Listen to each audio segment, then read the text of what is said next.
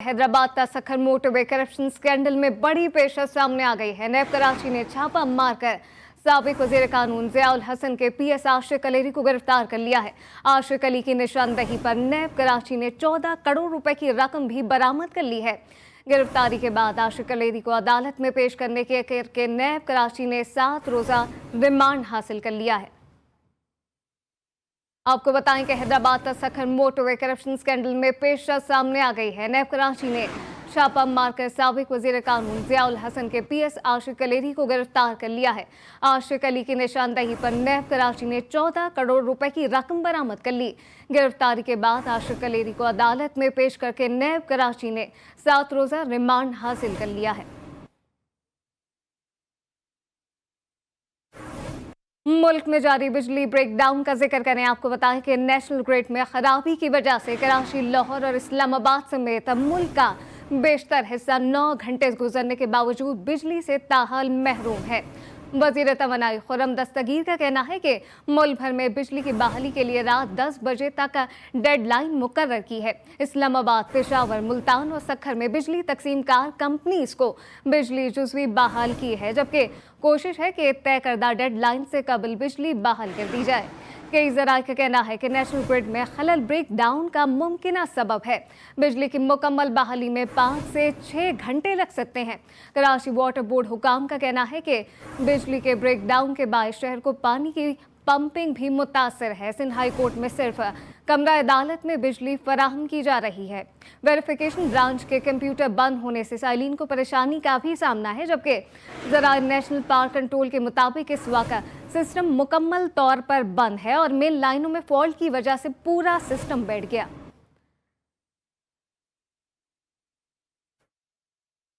और अब आपको बताएं कि नौशहरा में सुबह से बिजली मअतल है। पेस्को हुकाम के मुताबिक खैबर पख्तूनख्वा में बिजली शाम 6 बजे तक बहाल हो जाएगी। अहवाल जानते हैं मोहम्मद असद से। जी असद, बताइएगा।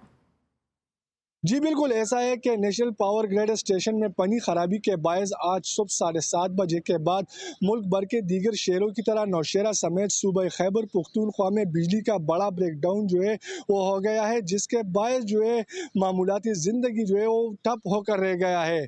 मसाजिद और घरों में पानी की शदीद किल्लत जो है वो पैदा हो गई है। आवाम को शदीद मुश्किलात का सामना है। यहाँ पर मैं ये भी आगाह करता चलूँ कि मेंबर बोर्ड ऑफ पीसको की जानिब से बताया जा रहा है कि जो नेशनल ग्रेड में पानी खराबी पेश आई है उस पर जो है वो तेजी से काम जारी है और मेंबर बोर्ड ऑफ पीसको की जानिब से दावा किया जा रहा है कि आज शाम 6 बजे तक जो है खैबर पख्तूनख्वा में बिजली जो है वो बहाल कर दी जाएगी। जी। और अब आपको बताएं कि हैदराबाद में बिजली के ब्रेकडाउन के बाद कारोबार ठप होकर रह गए। खैरात मशीन के कारीगर हाथ पर हाथ धर कर बैठ गए हैं, बता रहे हैं आमिर जैदी। जी आमिर, बताइएगा। जी बिल्कुल, हैदराबाद में आज बिजली का बड़ा ब्रेकडाउन हुआ है। आज सुबह 7:30 बजे से जो है हैदराबाद शहर और के समेत 13 जिला में जो है इस वक्त बिजली मुकम्मल तौर पर बंद है। हेस्को जामशोरो पावर प्लांट के 500 केवी के जो फीडर हैं वो ट्रिप हो गए हैं। हेस्को तर्जुमान का यही कहना है कि हैदराबाद के 13 जिला में जो है फॉल्ट होने के बायस बिजली नहीं है, जबकि कारोबारी हजरात जो है वो परेशान है। मैं इस वक्त मौजूद हूँ हैदराबाद की एक लेथ मशीन पे काम करने वाले की दुकान पे। हम इनसे बात करते हैं कि इन्हें क्या परेशानी है। हमें बिल्कुल परेशानी है सर, लाइट बिल्कुल नहीं है। सुबह 7:30 बजे से लाइट गई हुई है। आम दिनों में भी लाइट जो है वो 4 से 5 घंटे होती है। सुबह और शाम लाइट नहीं होती है, एक टाइम लाइट होती है। बिल भारी पेड होते हैं, उस पर प्लस डिडक्शन भी लग के आ रहे हैं, वो भी हम पेड करते हैं मजबूरन। जी बिल्कुल, इनका ये कहना है कि भारी भारी बिल तो भेज दिए जाते हैं, लेकिन लाइट जो है एलानिया और गैरानिया लोड शेडिंग का सिलसिला जो है वो बदस्तूर जारी है। 12-12 घंटे जो है इस सर्दी में भी शहर में लाइट नहीं होती है और महंगाई है। तो इनका यही कहना है कि वफाकी हुकूमत जो है बिजली जो है सार्फिन को मुतवातिर जो है फराहम करे ताकि ये अपना रोजगार कर सके। जी, गवर्नर स्टेट बैंक का नई मॉनेटरी पॉलिसी का ऐलान, इस हवाले से हमें ज्वाइन किया है माहिर माशियात मुजम्मिल असलम ने। मुजम्मिल असलम साहब, सबसे पहले तो वेलकम। क्या कहेंगे, इस वक्त एक नई मॉनेटरी पॉलिसी का ऐलान किया गया है, शरह सूद को 16 से बढ़ाकर 1% मजीद बढ़ा दिया गया है, 17% कर दी गई है। इसके माशी तौर पर आप क्या समझते हैं, क्या असरात मुरतब होंगे? तो ये जो मौजूदा हुकूमत है ये अपने ही रिकॉर्ड सारे बदतरीन तोड़ रही है। अब ये जो शरह सूद जो 17% हो गई, ये 1995-96 के बाद सबसे ज्यादा शरह सूद है पाकिस्तान। और इस वक्त जो है ये स्टेट बैंक ने इसलिए किया है क्योंकि तारीख की बदतरीन महंगाई चल रही है 25% के करीब, और हफ्तावार महंगाई 32%। तो इस वक्त बैंकिंग सिस्टम से लोग पैसा निकाल कर जो है मुल्क में अजनास खरीद रहे हैं, क्योंकि महंगाई की शरह सूद की शरह से ज्यादा है। तो स्टेट बैंक ने आज जो है सूद की शरह को 1% से बढ़ाया है।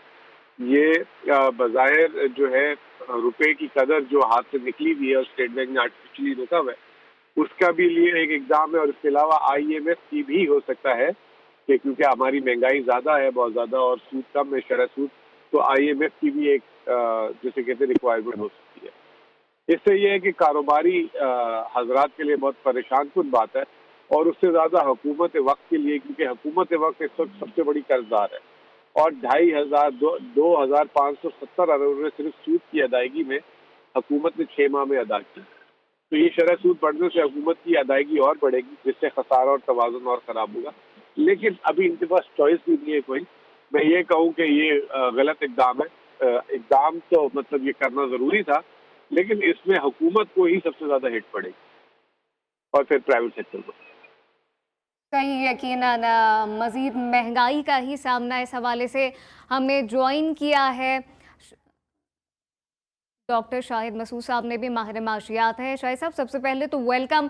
क्या कहेंगे, अभी स्टेट बैंक ने नई मॉनेटरी पॉलिसी का तो ऐलान कर दिया है, शरह सूद में भी इजाफा हो गया है, लेकिन एक तरफ अगर देखा जाए हुकूमत वक्त का किरदार, तो अगर आप समझते हैं कि इस पर माशी तौर पर क्या असरात होंगे, क्योंकि हुकूमत वक्त अगर इन तमाम चीज़ों को कोप अप करने के लिए IMF की शराइत मानती है तो यकीनन मज़ीद महंगाई होगी। तो आप क्या समझते हैं, फिर क्या दूसरा रास्ता है जो वो अपनाया जा सकता है?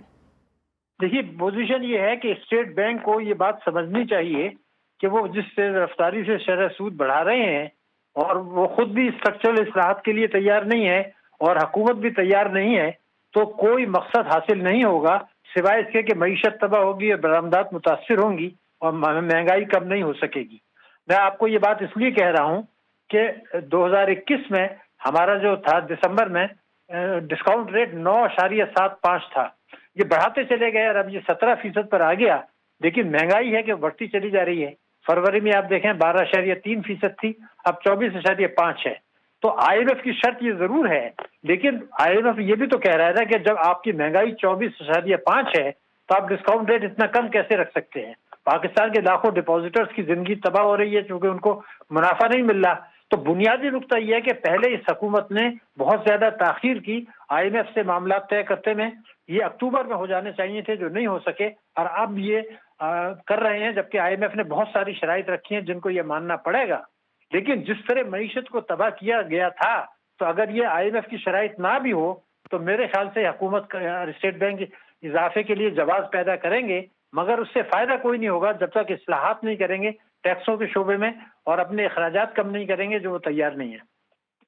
अच्छा, अखराजात कम नहीं करेंगे जिसके लिए तैयार नहीं है, ये तो तमाम बातें हैं ही शाहिद साहब, लेकिन अगर आम आदमी को देखा जाए तो उसका इन तमाम चीज़ों से कोई उसका कंसर्न नहीं है कि कब क्या हो रहा है, क्या मॉनेटरी किस चीज़ की पॉलिसी का ऐलान हो रहा है। वो सिर्फ ये चाहता है कि जो उसकी बेसिक नेसेसिटीज़ हैं वो पूरी हो सकें, जो कि हुकूमत वो भी पूरी नहीं कर पा रही। आप समझते हैं कि वाकई अब कोई ऐसा रास्ता रह गया है जिससे जो आम आवाम तक उसका कोई फ़ायदा पहुँचाया जा सके, या फिर नहीं अब महंगाई का मजीद एक तूफान ही आएगा? और कि हमें बात को समझना होगा, भारत में इस वक्त महंगाई 6% है, 6%, बांग्लादेश में 9% है, हमारे यहाँ 24.5% है।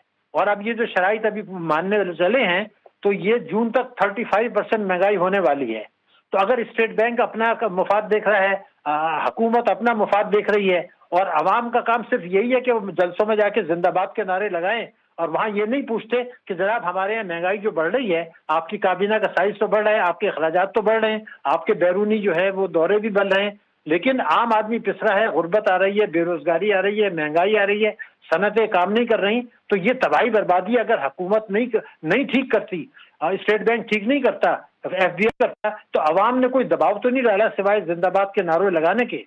तो मेरे ख्याल से सब जिम्मेदार हैं, लेकिन अवाम भी जिम्मेदार हैं, चूंकि वो अपना रोल प्ले नहीं कर रहे। अगर इफ्तिखार चौधरी के लिए सड़कों पर आ सकते थे तो महंगाई के लिए क्यों नहीं आते? बिल्कुल महंगाई के लिए भी आया जा सकता है और यकीनन जब ये हुकूमत इक़्तिदार में आई थी तो इसी मंशूर के साथ आई थी कि जो एक बढ़ती महंगाई है उसको कंट्रोल किया जाएगा, लेकिन बज़ाहिर ऐसा कुछ नज़र नहीं आता। मुज़म्मिल साहब, आपसे ये जानना चाहेंगे कि आप क्या समझते हैं आने वाले वक्त में अब यही एक रास्ता बचा है कि अब IMF की शराइत ही माननी पड़ेंगी, तो अब वाकई एक महंगाई का नया तूफ़ान आ रहा है जिसके लिए आवाम तैयार रहें? मेहरबानी होल्ड कीजिए। जी शायद साहब, सुन सकते हैं आप? सही है। आपको बताएं कि मुल्क में जो है वो एक नया महंगाई का बहरान आने को तैयार है। अगर दबाव बरकरार रहा तो मज़ीद महंगाई बढ़ सकती है। गवर्नर स्टेट बैंक ने नई मॉनेटरी पॉलिसी का ऐलान किया है जिसमें शरह सूद को 1% बढ़ा दिया गया है। जी हाँ, शरह सूद को 16% से बढ़ाकर 1% कर दिया गया है। मुल्क में शरह सूद 16 से बढ़कर 17% अब बढ़ चुकी है। आपको ये बताएं कि स्टेट बैंक के गवर्नर ने नई मॉनेटरी पॉलिसी का ऐलान किया है और अब यही एक तवक्को की जा सकती है कि एक नया महंगाई का जो तूफ़ान है वो मज़ीद आएगा, बिकॉज़ एक स्टेबिलिटी अब मुल्क में नहीं है, कि इस्तेहकाम अब जो है वो नज़र नहीं आ रहा है। तमाम तर सूरत हाल पे माहिर माशियात हमारे साथ मौजूद थे, शाहिद हसन और मुज़म्मिल असलम। आप दोनों का बहुत शुक्रिया। खबरें और भी शामिल करेंगे, लेकिन अभी एक ब्रेक।